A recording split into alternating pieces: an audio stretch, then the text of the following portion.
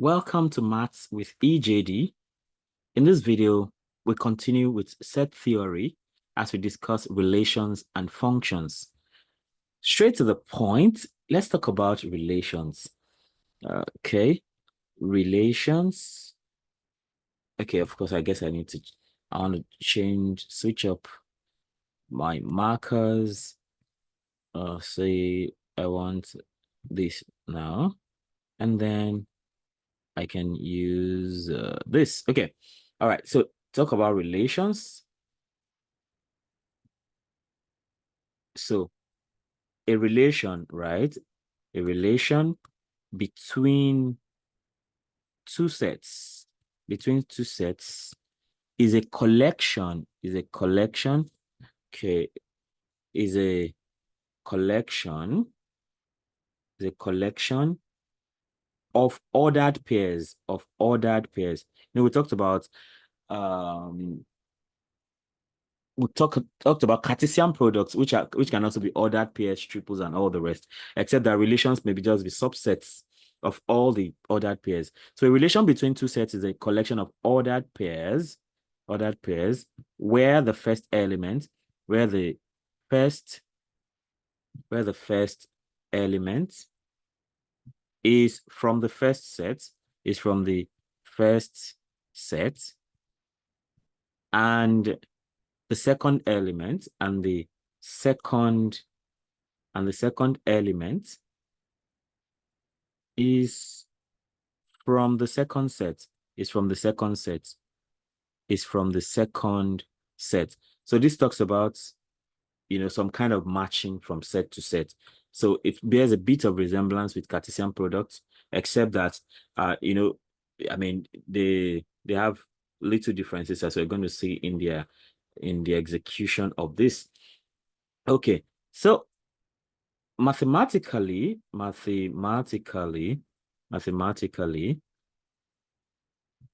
if A and B are two sets, if A and B are two sets,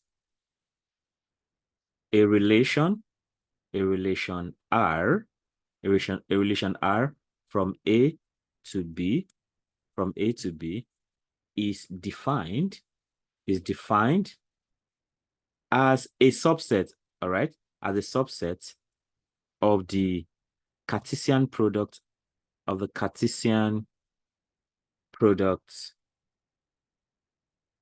A cross B. That's what we're saying, right? So you have two sets. The Cartesian product is all the possible pairings you can have from the two sets. But a relation will just be a subset of that based on a well-defined formula. So let's look at this. Let's consider this in the example below. So imagine that you have A to be 1, 2, 3, and you have B to be 4, 5. Okay, so this may be a relation. So a possible relation R could be R equals 1, 4 and 2, 5, which might just be and this collection is just a subset of all the Cartesian products. So here now, so you see that here 1, 4 and 2, 5 are pairs. They are pairs showing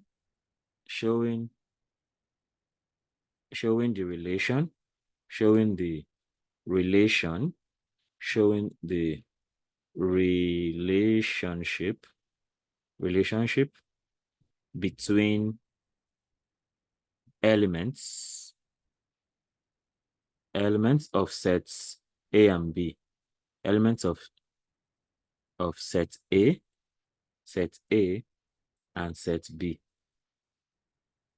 Okay, so of course, if you are going to talk about the the Cartesian product of this, that's A cross B, right? First of all, we know that the cardinality of the Cartesian product is going to be the cardinality of A, which is 3, multiplied by the cardinality of B, which is 2. So you're going to have 6, right? So that it's more like just writing 1, 2, 3 from the first set, and then put 4, 5, right? 4, 5, 4, 5, and 4, 5.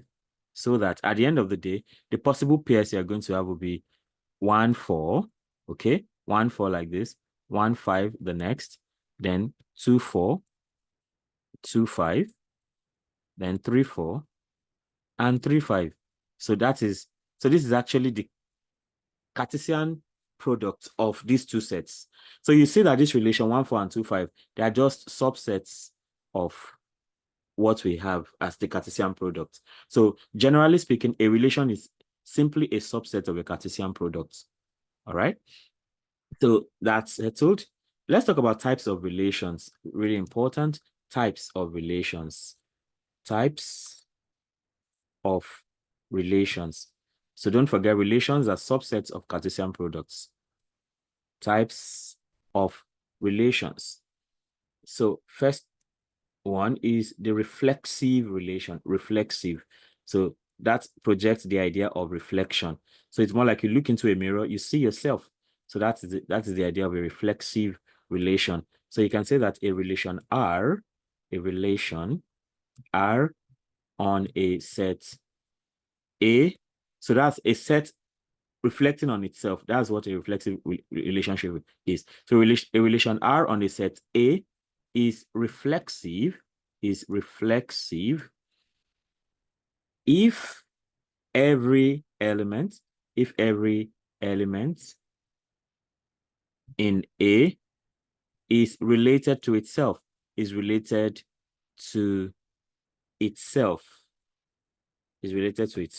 So it reminds me of the idea of fixed point theory in I think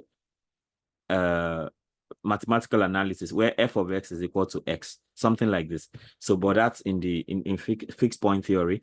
So here, a set is related to an element of a set. Every element of a given set is related to itself. So, for instance, if A is 1, 2, so a reflexive relation, a reflexive relation of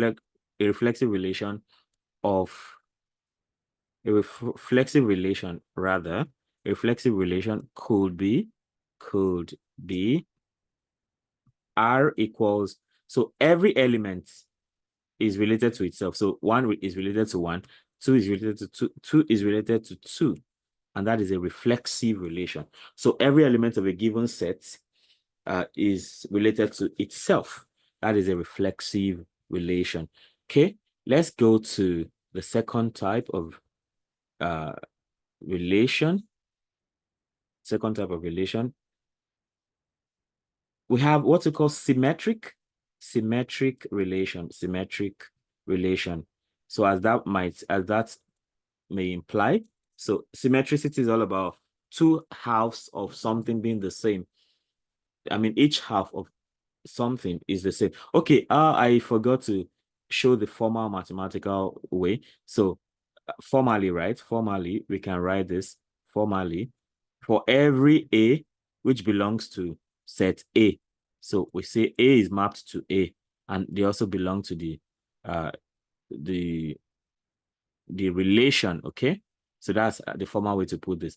So talking about symmetric relation, right? A relation R on a set A is symmetric. Okay, that place is too small. Is symmetric if for every A and B that belongs to set A, whenever you have a collection AB belonging to the relation, I think I need to make that more clear or clearer. AB belonging to R, right? Whenever AB belonging to R, then B, comma A also belongs to the relation. So if AB belongs to the relation, B comma A also belongs to the relation. That is symmetricity. That's the idea of symmetricity. For example, um, we have for A, which we used before, which is 1 comma 2, set of 1, 2. So a symmetric relation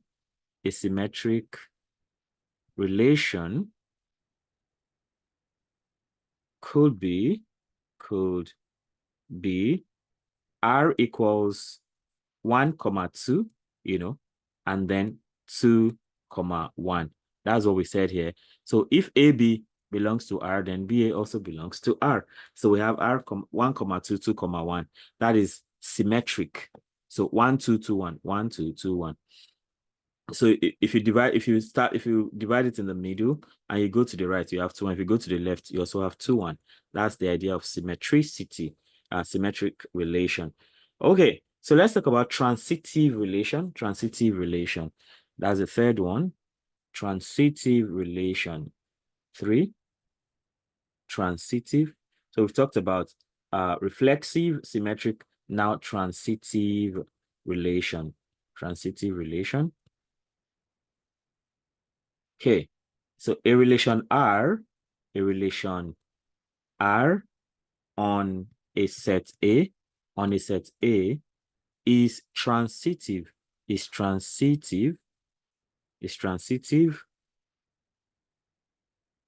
if for every A, B, C belonging to the relation, whenever AB belong to R and BC also belong to R, then you can actually say that AC also belongs to R. So you can see some kind of transition. So you have AB, BC. So it's more like A implies B and B implies C. Then overall, A implies C. Something like this. So you have A, B, B, C leading to AC. That's the idea of transitive relation. So let's see how that plays out using a real set. So if you say for a set A, which is a set of numbers 1, 2, 3. So if you say R is 1, 2, 2, 3, and then you now have 1, 3, then you can say that R is transitive. So the original set is a collection of 1, 2, 3, right? So the relation is now 1, 2. So 1 to 2, 2 to 3, and then 1 to 3 overall. Then you can say that R is transitive. R is transitive. That's the idea of transitive. Okay. So AB and BC imply AC. That's basically that. In fact, this is the summary of the whole thing. So A goes to B, B goes to C. Overall implies that A actually goes to C. Okay, that's transitive. So let's talk about functions as special types of relations now. Functions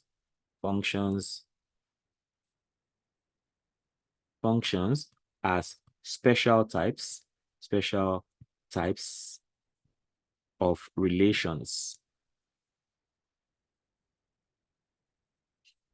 Okay, so a function, the topic of this video is actually relations and functions. So we've talked about relations, and then we want to talk about relations. So we've talked about relations actually. Now we want to talk about functions. And by this topic, we are saying that a function is actually a special type of relation. So a function is a special type of relation. It's a special type of relation. That's messed up. Let's see. It's a special type of relation where each element in the domain, the domain is actually the first set. The domain, if you are considering two sets, right? So the first set is referred to as the domain, where each element in the domain is related to exactly one element in the codomain. Codomain. The codomain is the second set. The second set. Okay. So a function is a special type of relation where each element in the domain, the first set, is related to exactly one element in the second set. So let's see what we mean by that. So if a function is defined such that A is mapped to B, so for relation, any element can be matched to any element. One element can be matched to two and all that. But for a function, right, one element is matched to exactly one, right? So if A is mapped to B, if, this is a function, now this function defines that A is mapped to B. So is a function, if that is a function, and A is actually the set of the numbers 1, 2, 3, while B is the set of the numbers 4, 5, then F could be, they say, F is equal to 1, 4. All right. So you can have 1, 4. So since you have mapped 1 to 4, you cannot map 1 to any other thing. Then you can have 2 mapped to 4, and then 3 mapped to 5. So you can see that both 1 and 2 are mapped to 4, right? The deal is that for a function, right, each element in the domain is related to exactly one element in the codomain. So in the codomain, you can have something from the domain mapped to more than one, but at least from the domain, you should only have one mapped to one, like that. So that is what a function is. So in the next video, we're talking about types of functions in set theory. So, okay, I need this. Let me make this statement before closing. Each element, you can see that each element in A here, each element in A is paired. It is paired with exactly one element in B, So that is what a function is. It's a special type. So you see, we can actually say that that a Cartesian product, say a Cartesian product is a Cartesian product. How do I put it now?